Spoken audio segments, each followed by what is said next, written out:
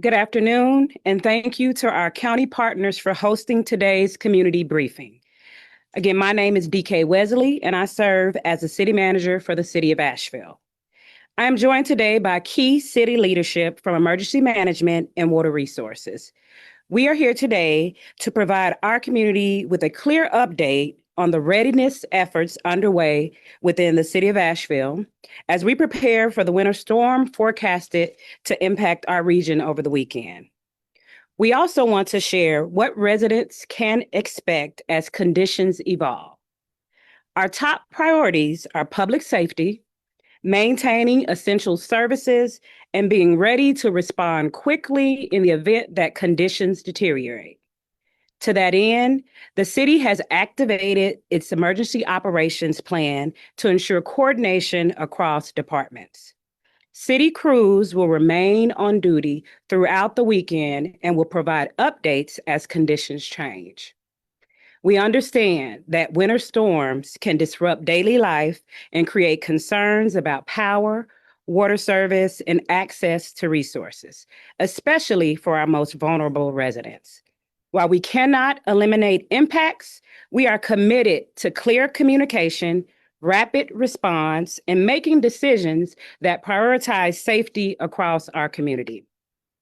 We appreciate the community's cooperation, patience, for staying informed, and for looking out for one another.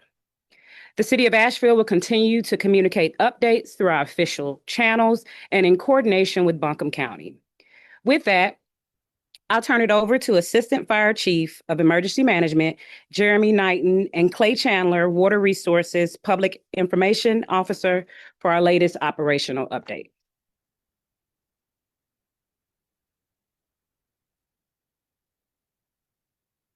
Good afternoon.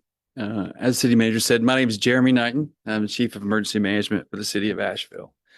Our readiness and activation of our emergency operations plan began 2 days ago. Currently, crews across Public Works, Water Resources, Fire, and Police are fully engaged in pre-storm preparations. We are taking proactive steps now so we can respond efficiently once we begin to receive impacts from weather in our area. We will continue monitoring operations closely and adjust those operations as needed. As for Public Works and snow operations, Public Works will begin 24/7 staffing on Friday to support winter weather operations. Crews are renting additional equipment, expanding our snow removal capacity, increasing staffing for around-the-clock coverage, and pre-positioning those resources and ready to respond as roads quickly change. Reminder, please assist us in helping you. Please do not park on the road after 5 p.m. This allows our plows and treatment vehicles to safely and effectively clear roads.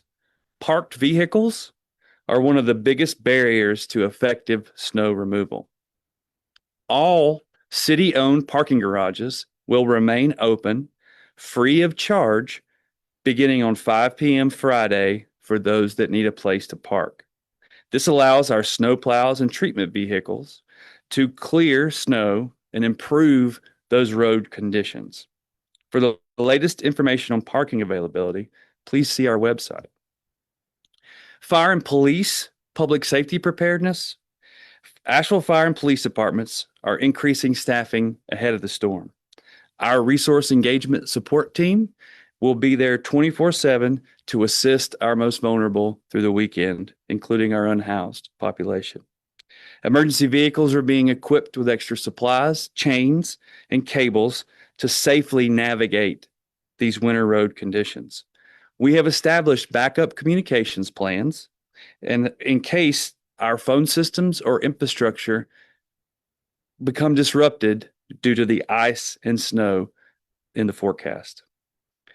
We are working with our partners to coordinate and pivot to additional response as needed. Measuring the complexity of this storm, as we know in the mountains, can be very difficult. Our goal is to remain and keep Our emergency response, highly reliable, regardless of weather conditions. We are asking you to partner with us to avoid unnecessary travel, parking off those roadways, and as Ryan said, dripping those faucets, protecting pipes. Check on your neighbors, especially seniors or those with limited mobility. Preparing an emergency kit, again, with food and water and medications, is critical, and now is the time to do so. Our community centers, Parks and Rec staff are going to be closed on January 24th and 25th to all programming.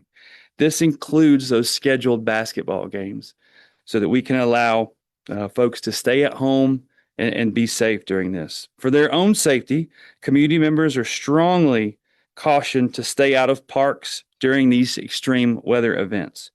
Park observers should observe winter weather outdoor safety tips and make sure that we are prepared to be outdoors in the event that you need to. Some commercial building preparedness. Please make sure you have a sprinkler system. Maintain a temperature of 40 degrees Fahrenheit in areas with sprinkler systems. This will ensure that the freezing temperatures don't cause exacerbated damage to inside the occupants. Routinely check unoccupied locations and verify that those heat levels are adequate. Be prepared to conduct a fire watch in the event that a system freezes. And just as a note, the fire code prevents buildings sprinkler systems from being turned off or drained in preparation for cold weather. Thank you. Be safe.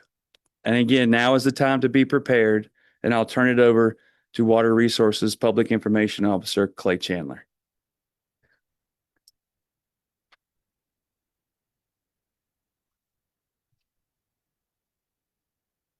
Thank you, Jeremy. In keeping with tradition, we'll start with a turbidity update for North Fork.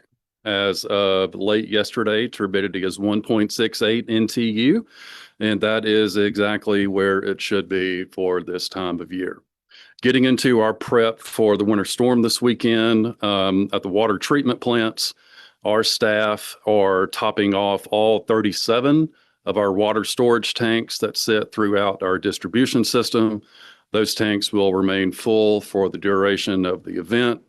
Staffing levels have been increased at all 3 treatment plants, especially for the overnight hours when the weather is the coldest and our system is the most vulnerable.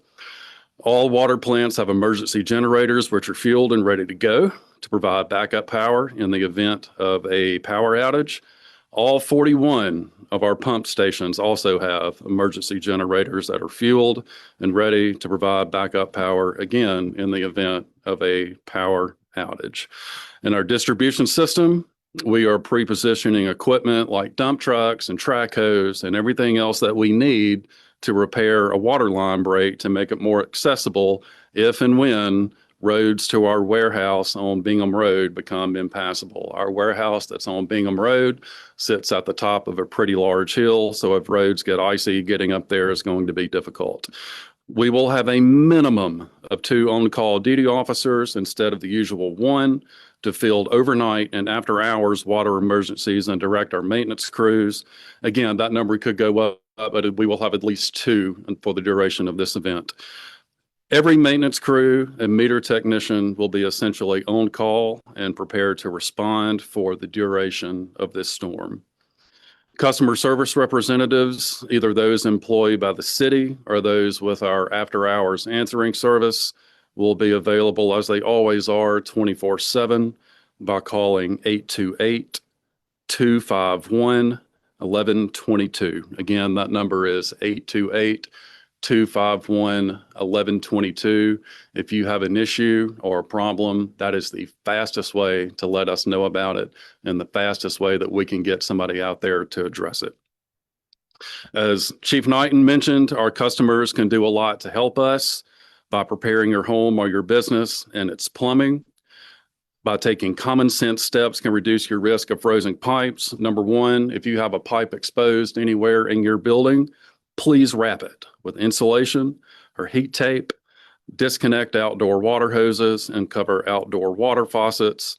This is probably the most important one. It's been mentioned a couple of times already. Please drip your pipes. That is the best way to prevent a water pipe from busting. If that water is moving through that pipe even a little bit, the chances that it busts due to cold weather go way, way down. Keep your thermostat set above 55 day and night. If your water meter is frozen, again, customer service 828-251-1122. We have a comprehensive list of preparedness steps posted at the top of Water Resources website, and that is at asheville.nc.gov/department/water. Again, that's asheville.nc.gov/department/water. For now, I'll turn it back over to Lillian. We talked a lot about that 2023 Christmas event and kind of some of the lessons learned were brought in following that.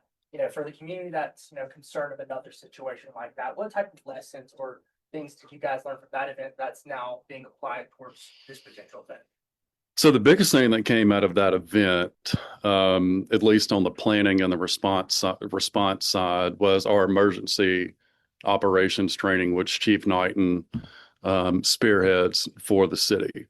For anybody unfamiliar with what an emergency operations plan is, it is essentially a roadmap that gives very specific assignments to very specific people on what they have to do in the event of any kind of emergency, weather, whatever. We understand there's some PTSD left over from that event a little more than 3 years ago. This is another cold weather event, obviously, that we're getting ready to head into. There's a couple of things different about this one. I don't believe it's going to be quite as cold for quite as long next week, or starting Saturday into next week as it was 3.5 years ago. What I can tell you is that our response will be very different and much more organized than it was for the Christmas event. I have 3 meetings this afternoon with our maintenance people, our operations people, and everybody associated with the treatment plants.